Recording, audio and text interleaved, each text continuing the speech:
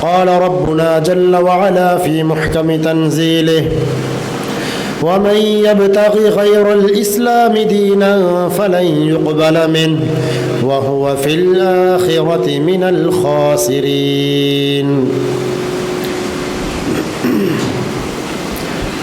اور جو شخص اسلام کے علاوہ کوئی اور دین تلاش کرے تو وہ اس سے ہرگز قبول نہیں کیا جائے گا اور آخرت میں وہ خسارہ اٹھانے والوں میں سے ہوگا۔ محترم بزرگوں، بھائیوں اور عزیزوں، دین اسلام اللہ تبارک و تعالیٰ کا اپنے بندوں کے لیے چنا ہوا دین ہے، اور یہی دین اس نے اپنے بندوں کے لیے پسند فرمایا ہے، جس طرح اللہ تعالیٰ نے سورہ مائدہ میں فرمایا وَرَضِيتُ لَكُمُ الْإِسْلَامَ دِينًا، میں نے دین کو تمہارے لیے پسند کر لیا ہے، اور اس کی حفاظت کا ذمہ بھی اللہ تبارک و تعالیٰ نے لیا ہے۔ چنانچہ اللہ تعالیٰ نے سورۃ الحجر میں فرمایا اِنَّا نَحْنُ نَزَّلْنَا الذِّكْرَ وَإِنَّا لَهُ لَحَافِظُونَ، ہم ہی نے اس ذکر کو نازل فرمایا ہے اور ہم ہی اس کی حفاظت کرنے والے ہیں۔ تو اس میں قرآن بھی ہے، اس میں اللہ کے رسول صلی اللہ علیہ وسلم کی احادیث بھی ہیں، لیکن کچھ لوگوں نے وہ دین مکمل ہو جانے کے بعد اپنی طرف سے اس میں خرافات، نئی نئی چیزیں، ایجادات شامل کیں اور ظاہر یہ کیا یہ بھی دین کا حصہ ہے، اس پر بھی اجر و ثواب ملتا ہے، یہ بھی کرنا چاہیے، حالانکہ دین اسلام سے اس کا کوئی تعلق نہیں ہے۔ تو ایسا کوئی بھی کام، کوئی بھی قول، کوئی بھی بات جس کا دین اسلام کے ساتھ تعلق نہیں ہے، رسول اللہ صلی اللہ علیہ وسلم کی اس پر مہر نہیں ہے، وہ اللہ تبارک و تعالیٰ کے ہاں قبول بھی نہیں ہے، مردود ہے۔ چنانچہ ام المؤمنین عائشہ رضی اللہ عنہا فرماتی ہیں رسول اللہ صلی اللہ علیہ وسلم نے فرمایا من عمل عملا لیس علیہ امرنا فہو رد، جو شخص بھی چاہے وہ کتنا بڑا عالم کیوں نہ ہو، کتنا بڑا اللہ کا ولی کیوں نہ ہو، جتنا بڑا وہ متقی کیوں نہ بنتا ہو، کوئی بھی اگر ایسا کوئی کام کرے گا جس پر ہمارا امر نہیں ہے، ہمارا حکم نہیں ہے، اللہ کے رسول صلی اللہ علیہ وسلم سے وہ ثابت نہیں ہے، فَهُوَ رَدٌ، وہ قبول تو دور کی بات ہے، اس کو واپس کر دیا جائے گا، رد کر دیا جائے گا۔ سنت کی اہمیت کتنی زیادہ ہے اور بدعت کتنی نفرت والی چیز ہے۔ عرباض بن ساریہ رضی اللہ عنہ فرماتے ہیں کہ رسول اللہ صلی اللہ علیہ وسلم نے ہمیں ایک دن نماز پڑھائی اور نماز کے بعد ہمیں وعظ فرمایا، ایسا شاندار وعظ تھا، ایسی نصیحت تھی، ذرفت منها العیون، آنکھیں بہہ پڑی، آنکھوں سے آنسو جاری ہو گئے، ووجلت منها القلوب، دل ڈر گئے، اور ایسا لگتا تھا کہ انہا موعظۃ مودع، جس طرح کوئی شخص الوداع کر کے جا رہا ہے، پورے دل کے ساتھ وہ اپنے الفاظ اپنے منہ سے نکال رہا ہے، اتنا شاندار واضح۔ ہمیں ایسے لگا گویا اللہ کے نبی وہ چھوڑ کر جا رہے ہیں۔ فقال قائل یا رسول اللہ، ایک کہنے والے نے کہا یا رسول اللہ، لگتا ہے کہ گویا کوئی الوداع کر کے جانے والا بات کر رہا ہے، فاوصنا، آپ ہمیں کوئی تاکیدی حکم دے دیں، کچھ باتوں کی نصیحت کر دیں۔ آپ نے فرمایا اوصیکم بتقوی اللہ، سب سے پہلا جو تاکیدی حکم دیتا ہوں وہ ہے کہ اللہ سے ڈرتے رہنا، والسمع والطاعہ، اور دوسرا حکم یہ ہے کہ امیر کی بات سننی بھی ہے اور ماننی بھی ہے، وَإِن كَانَ عَبْدًا حَبَشِيًّا، چاہے وہ ایک حبشی غلام ہو، تم آزاد ہو، طبیعت نہیں مانتی بات ماننے کی، اور میں پھر بھی بات ماننی۔ فَإِنَّهُ مَن يَعِشْ مِنكُم بَعْدِي فَسَيَرَى اخْتِلَافًا كَثِيرًا، آپ نے فرمایا میرے فوت ہو جانے کے بعد تم بہت سے اختلاف دیکھو گے، لوگ سنت کو چھوڑ بیٹھیں گے، اللہ اور اس کے رسول کی باتوں سے ہٹ کر اختلاف میں پڑ جائیں گے۔ تو اس کا حل کیا ہے؟ آپ نے فرمایا علیکم بسنتی وسنت الخلفاء الراشدین المہدیین، پھر میرے طریقے کو لازم پکڑنا ہے اور خلفائے راشدین کے اس طریقے کو لازم پکڑنا ہے جس پر وہ میرے طریقے کے مطابق چل رہے ہیں۔ وَعَزُّوا عَلَيْهَا بِالنَّوَاجِذ، اور داڑھوں کے ساتھ مضبوطی سے اس کو قابو کر لینا، چھوڑنا نہیں۔ وَإِيَّاكُمْ وَمُحْدَثَاتِ الْأُمُورِ، اور دین میں نئے نئے کام ایجاد کرنے سے بچنا ہے، نئے نئے امر، نئی نئی باتیں، نئے نئے افعال و اقوال، فرمایا اس سے بچنا ہے۔ فَإِنَّ كُلَّ مُحْدَثَةٍ بِدْعَةٍ، کیونکہ ہر نیا ایجاد کیا گیا کام وہ بدعت ہے۔ وَكُلُّ بِدْعَةٍ ضَلَالَةٍ، اور ہر بدعت وہ گمراہی ہے۔ وَكُلُّ ضَلَالَةٍ فِي النَّارِ، اور ہر گمراہی آگ میں لے جانے والی۔ تو اس حدیث سے پتہ چلا کہ اللہ کے رسول صلی اللہ علیہ وسلم کی سنت کی اہمیت کیا ہے اور بدعت کا نقصان کتنا زیادہ ہے، اور جو بندہ سنت پر عمل کرتا ہے، اس کے مطابق چلتا ہے اور اس سے محبت کرتا ہے، اس کے فوائد کیا ہیں۔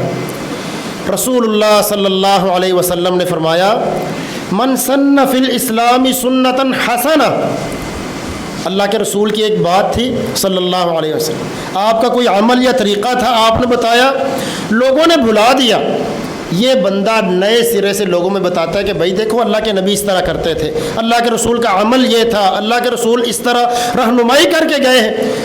فرمایا جو صرف بتا دے نا، لوگوں کی رہنمائی کر دے، دوبارہ زندہ کر دے، فَلَهُ أَجْرُهَا، وہ رہنمائی کرنے کا بھی اجر ملتا ہے، وَأَجْرُ مَنْ عَمِلَ بِهَا، جتنے لوگ اس کے بتانے کی وجہ سے عمل کریں گے وہ سب کا اجر ان کو بھی ملے گا اور ساتھ ساتھ اس کو بھی برابر اجر ملتا جائے گا۔ یہ رسول اللہ صلی اللہ علیہ وسلم کی حدیث۔ اور اللہ تعالیٰ نے تیسرے پارے میں فرمایا، قُلْ إِن كُنتُمْ تُحِبُّونَ اللَّهَ فَاتَّبِعُونِ يُحْبِبْكُمُ اللَّهُ، اگر کہتے ہو کہ ہمیں اللہ سے بڑی محبت ہے، ہم اللہ کے پسندیدہ بندے بن جائیں، ہم بھی اللہ سے محبت کرتے ہیں، فرمایا پھر اللہ کے نبی کی اتباع کرو، پھر اپنی مرضی کے باتیں، اپنی مرضی کی باتیں، مرضی کے اعمال، اپنی مرضی کے وظیفے، مرضی کی عیدیں شبراتیں، فرمایا یہ نہیں، فَاتَّبِعُونِ، بات وہ چلے گی جو محمد الرسول اللہ صلی اللہ علیہ وسلم کی بات ہے، باقی نہیں چلے گی۔ شاہ عبد القادر رحمہ اللہ کی ایک تفسیر ہے، اس کا نام ہے موضح القرآن۔ انہوں نے کہا محبت تو وہ قبول ہوتی ہے نا جو محبوب کے مطابق ہو۔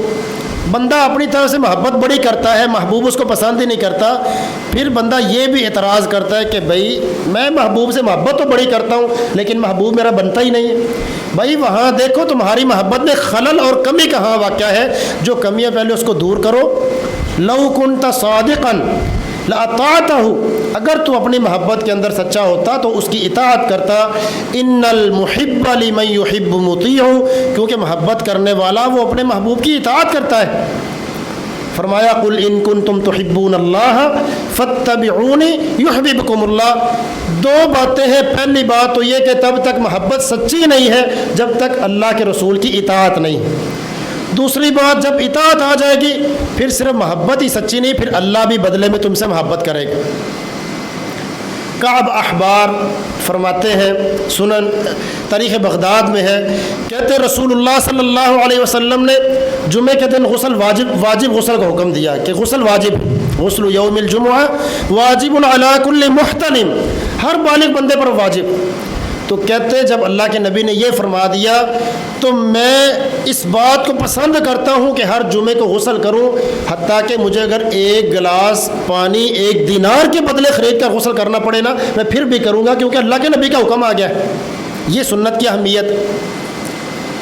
امام مالک رحمہ اللہ مدینہ کے بہت بڑے امام تھے، ان سے کسی نے کہا کہ مدینہ کا جو میقات ہے وہ کہاں ہے؟ کہا وہ جحفہ جو باہر مدینہ سے باہر کا علاقہ ہے وہاں سے میقات ہے۔ کہا اگر میں مسجد نبوی بڑی مقدس جگہ یہاں سے احرام باندھ لوں؟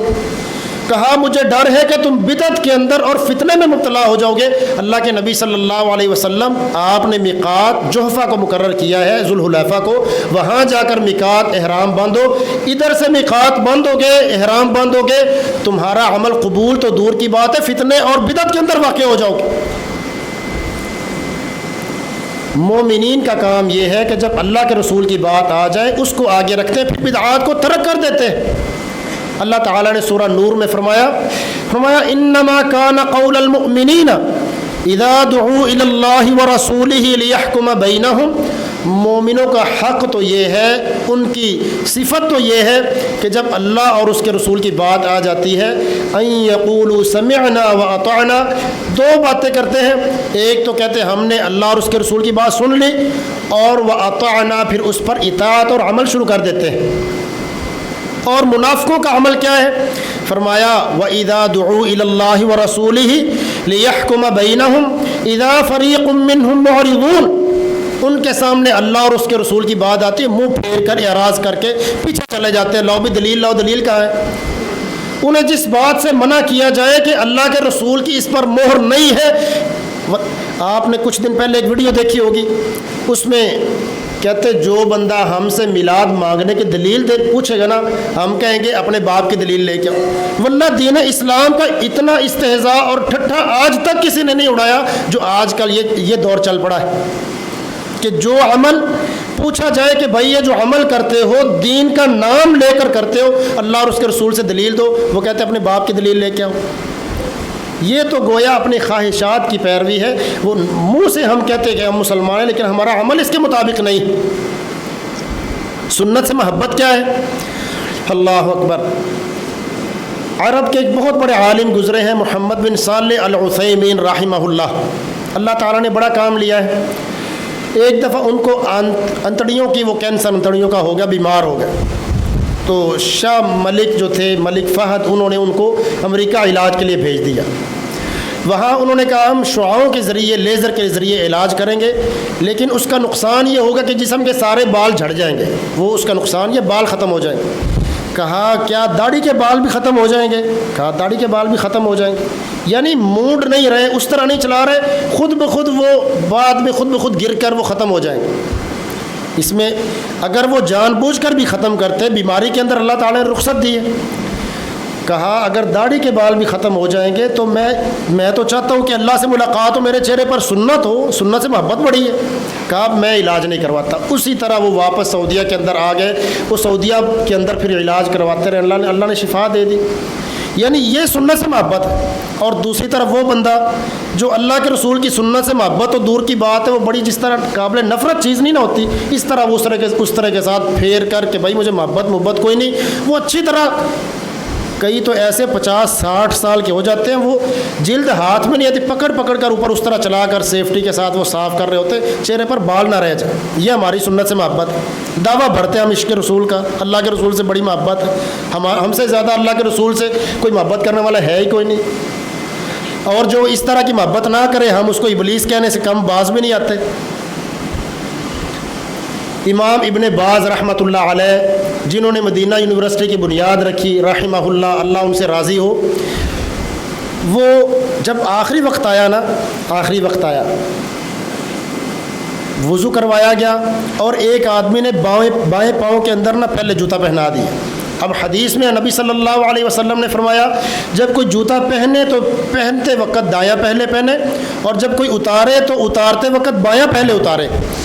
کہا میرے پاؤں سے جوتا اتارو، دایاں پہلے پہناؤ اور بایاں بعد میں پہناؤ۔ یہ وفات سے آدھا گھنٹہ پہلے کی بات ہے۔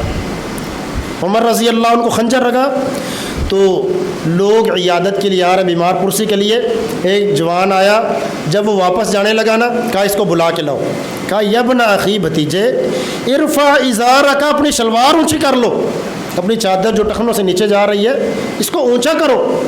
فَإِنَّهُ أَطْهَرُ لِثَوْبِكَ أَنْقَى لِثَوْبِكَ، اس سے تمہارا کپڑا بھی صاف ہوگا اور اللہ کے تقوی کے بھی زیادہ قریب۔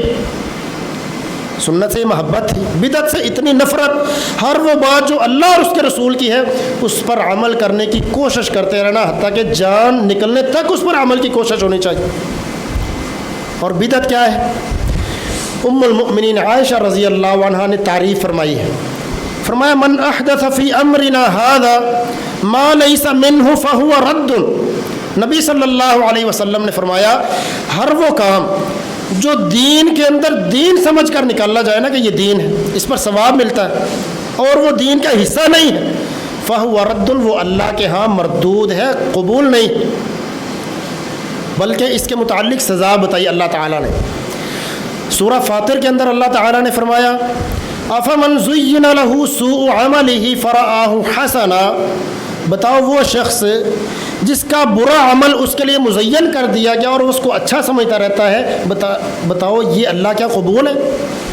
اس کو مزید وضاحت کے ساتھ سورہ محمد میں اللہ تعالیٰ نے بیان فرمایا افمن کان علی بینۃ من ربہ کمن زین لہ سوء عملہ واتبعوا اہواءہم، وہ لوگ جن کے پاس اللہ کی طرف سے دلیل ہے یا اللہ کی کتاب میں کوئی دلیل ہے یا اللہ کے رسول کی کوئی حدیث موجود ہے اور وہ اس کے مطابق عمل کرتا ہے، اور ایک وہ شخص ہے جس کے پاس کوئی عمل ہی نہیں ہے، کوئی دلیل نہیں ہے، نہ اللہ کے رسول کی کوئی دلیل ہے نہ کتاب اللہ سے کوئی دلیل ہے، تو دونوں کے عمل برابر ہو سکتے ہیں؟ فرمایا برابر نہیں ہو سکتے۔ واتبعوا اہواءہم، بغیر دلیل والے یہ تو اپنی دل کی باتیں خواہشات کے پیچھے لگے، اور ان کی سزا اللہ تعالیٰ نے سورہ کہف میں بیان فرمایا قل هل ننبئکم بالاخسرین اعمالا، اے نبی ان سے کہہ دے کیا تمہیں قیامت والے دن الاخسرین، اسم تفضیل کا صیغہ ہے، سب سے بڑے خسارے والے لوگ نہ بتاؤں؟ جو عمل وہ لے کر آئیں گے لیکن ان کے عمل سب سے گھاٹے والے عمل ہوں گے۔ الذین ضل سعیہم فی الحیات الدنیا، وہ لوگ ہوں گے جنہوں نے محنتیں بڑی کی، ان کی سعی، ان کی کوشش، محنت، ان کی جد و جہد بہت زیادہ ہے، لیکن جان نکلتے ساتھ ہی وہ دنیا کے اندر ساری رائے گاہ چلی گئی۔ وَهُمْ يَحْسَبُونَ أَنَّهُمْ يُحْسِنُونَ صُنْعًا، وہ یہ سمجھ رہے تھے کہ ہم تو بڑا اچھا کام کر رہے ہیں، اور اس کی نوسط اتنی زیادہ ہے کہ بندہ جتنا زیادہ ایسا کام کرتا ہے جس پر اللہ اور اس کے رسول کی مہر نہیں ہے، وہ اللہ کی رحمت سے اتنا زیادہ دور ہوتا جاتا ہے۔ جتنا زیادہ پیسہ خرچ کرے، جتنا زیادہ وقت لگائے، جتنی زیادہ محنت اور تبلیغ ایسے کام کی کرے جس پر اللہ اور اس کے رسول کی مہر نہیں ہے، یہ بندہ اتنا اللہ سے دور ہوتا جاتا ہے، حتیٰ کہ دور ہوتا ہوتا رسول اللہ صلی اللہ علیہ وسلم سے بھی دور ہو جائے گا۔ یہ میری بات نہیں ہے، صحیح بخاری میں حدیث ہے، رسول اللہ صلی اللہ علیہ وسلم نے فرمایا، بڑی معروف حدیث کتاب التوحید کے اندر، فرمایا لوگ میرے سامنے لائیں گے، فرشتے میرے سامنے لوگوں کو لے کر آئیں گے، میں کہوں گا امتی، میری امت کے لوگ آئے ہیں، جتنا بڑا توحید والا کیوں نہیں ہے، یہ صرف مشرکوں کے لیے نہیں ہے، بڑے بڑے توحید والے لوگ، ایک اللہ کو ماننے والے، جب ان کی عبادات کے اندر، ان کی قربانیوں کے اندر، ان کی خوشی غمی کے اندر ایسی باتیں شامل ہوگی جن پر اللہ اور اس کے رسول کی مہر نہیں تھی اور انہوں نے دین سمجھ کر وہ کام شروع کر دیے، قیامت والے دن ان کے لیے بھی یہی وعید ہے۔ تو فرشتے ان کو ایک طرف لے جائیں گے، میں کہوں گا میری امت کے لوگ ہیں، فرشتے کہیں گے انک لا تدری ما احدثوا بعدک، اے نبی آپ نہیں جانتے آپ کے فوت ہو جانے کے بعد انہوں نے دین میں کیا کیا باتیں ایجاد کر لی تھی جو دین کا حصہ نہیں تھی۔ میں کہوں گا سحقا سحقا لمن بدل بعدی، پھر ان کو دور لے جاؤ جنہوں نے میرے بعد میرے دین کو بدل دیا تھا۔ نبی صلی اللہ علیہ وسلم خود ہی برات کا اظہار کرتے ہیں، ان کو پیچھے لے جاؤ۔ دنیا آخرت کی تمام کامیابیاں وہ اس بات کے اندر مضمر اور پوشیدہ ہیں کہ ہمارا ہر قول، ہمارا ہر عمل وہ رسول اللہ صلی اللہ علیہ وسلم کی کتاب و سنت کے اندر اس سے ہم رہنمائی لیں۔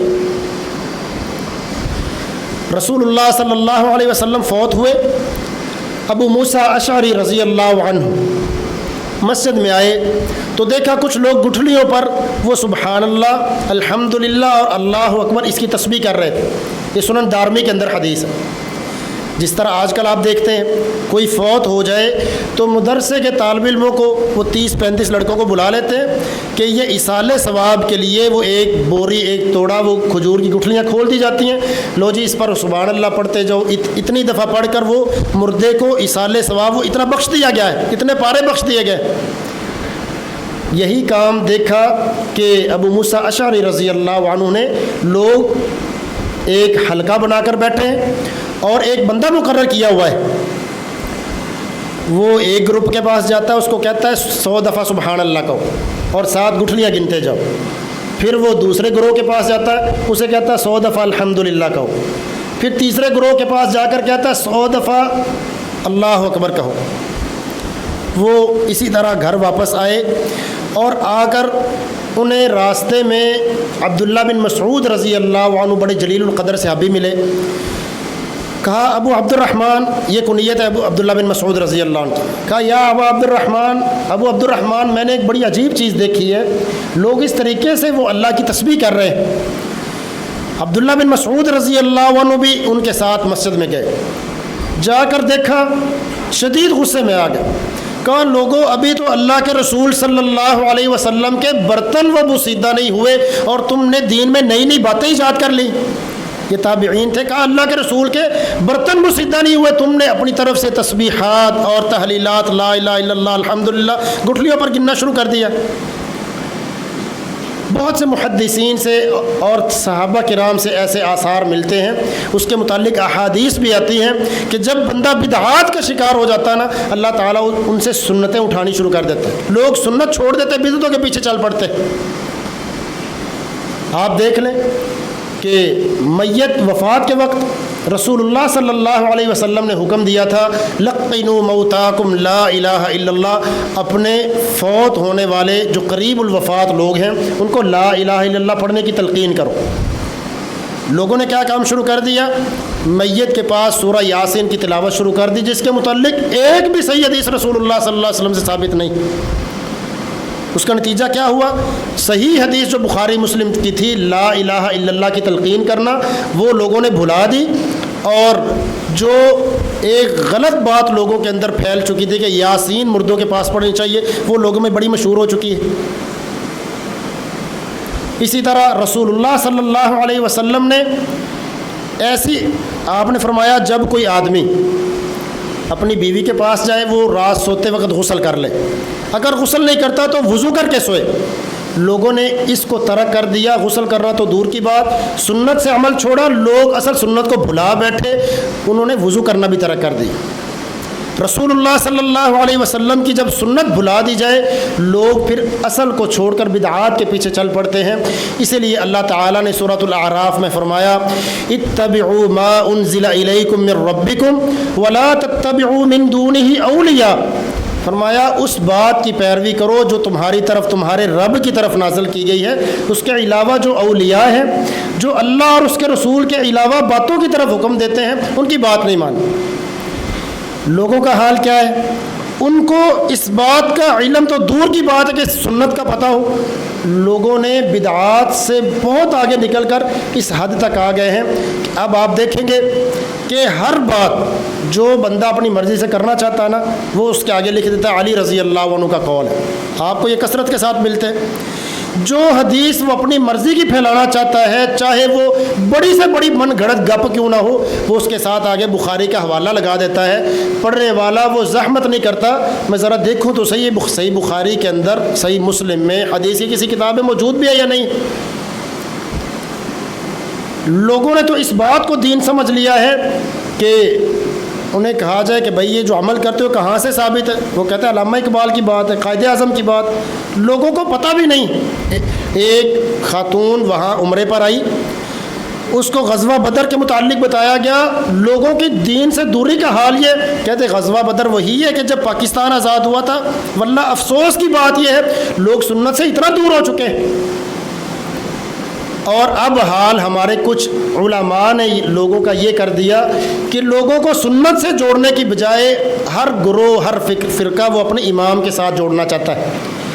وہ آتے ہیں مسئلہ پوچھتے ہیں، بتائیں جی علماء کرام کیا فرماتے ہیں بیچ اس مسئلہ کے، علماء کرام کیا فرماتے ہیں بیچ اس مسئلہ کے، اور قرآن مجید کی تعلیم کیا ہے؟ فرمایا فاسألوا اہل الذکر ان کنتم لا تعلمون بالبینات والزبر۔ اگر مسئلے کا پتہ نہیں ہے تو اہل ذکر علماء کے پاس جائیں اور انہیں جا کر کہیں کہ اللہ اور اس کے رسول کا حکم اس مسئلے میں کیا ہے۔ قرآن سنت کی یہ تعلیم ہے، اور لوگوں کی جو تعلیم ہے اور کچھ علماء کی تعلیم یہ ہے کہ ہمارے امام کی بات کیا ہے، ہمارا مفتی کیا کہتا ہے، ہمارا شیخ الحدیث کیا کہتا ہے، جبکہ قرآن مجید کی تعلیم کیا ہے کہ مسئلہ پوچھنا ہے تو دلیل اللہ اور اس کے رسول سے آ جائے تو ہم مانیں گے، اگر دلیل نہیں ہے تو ہم اس کو نہیں مانتے۔ امام مالک رحمہ اللہ نے کتاب لکھی موطا امام مالک، حدیث کی سب سے جامع کتاب جو سب سے پہلے لکھی۔ خلیفہ نے آ کر کہا کہ ہم اس کو قانونی طور پر نافذ کر دیتے ہیں۔ امام مالک اس وقت مصلی رسول مسجد نبوی کے اندر بیٹھے تھے صلی اللہ علیہ وسلم. انہوں نے خلیفہ کا ہاتھ پکڑا اور نبی صلی اللہ علیہ وسلم کی قبر مبارک کے پاس چلے گئے. کہا کل احد یؤخذ من قولہ ویترک، ہر بندے کی بات وہ لی بھی جا سکتی ہے، رد بھی کی جا سکتی ہے، الا صاحب ھذا القبر، سوائے اس قبر کے اندر لیٹے ہوئے شخص کے علاوہ. فاشار الی قبر النبی صلی اللہ علیہ وسلم، صرف ایک شخص ایسا ہے جس کی ہر بات دل مانتا ہے پھر بھی ماننی ہے، عقل میں نہیں بھی آتی پھر بھی ماننی ہے. اس کے علاوہ جس بندے کی بھی بات ہوگی اگر وہ کتاب و سنت کے موافق ہے ہم مانیں گے، کتاب و سنت کے موافق نہیں ہم اس کو نہیں مانتے. اور امام مالک نے وہ اپنی کتاب قانونی طور پر نافذ کرنے کی اجازت بھی نہیں دی. یہ ان کی سنت سے محبت تھی، سنت کا دفاع تھا، اللہ کے رسول صلی اللہ علیہ وسلم کے طریقے کی اتباع تھی، اور بدعات سے اتنی نفرت تھی کہ لوگوں کے اندر سنت زیادہ سے زیادہ عام ہو جائے، اللہ کے رسول کی حدیث زیادہ سے زیادہ عام ہو جائے. جب حدیث عام ہوگی سنت خود بخود اللہ تعالیٰ وہ لوگوں میں رائج کر دے گا، اور بدعت کو اللہ تعالیٰ خود بخود ختم کر دے گا. اللہ تعالیٰ ہمیں سنت پر چلنے کی توفیق عطا فرمائے، اور ہر طرح کی بدعات سے اللہ تعالیٰ ہمیں محفوظ فرمائے.